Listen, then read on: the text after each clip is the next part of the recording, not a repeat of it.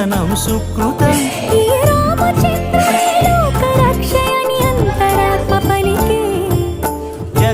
జగదానందకారక జయ జానకి ప్రాణనాయక శుభ స్వాగతం ప్రియ పరిపాలక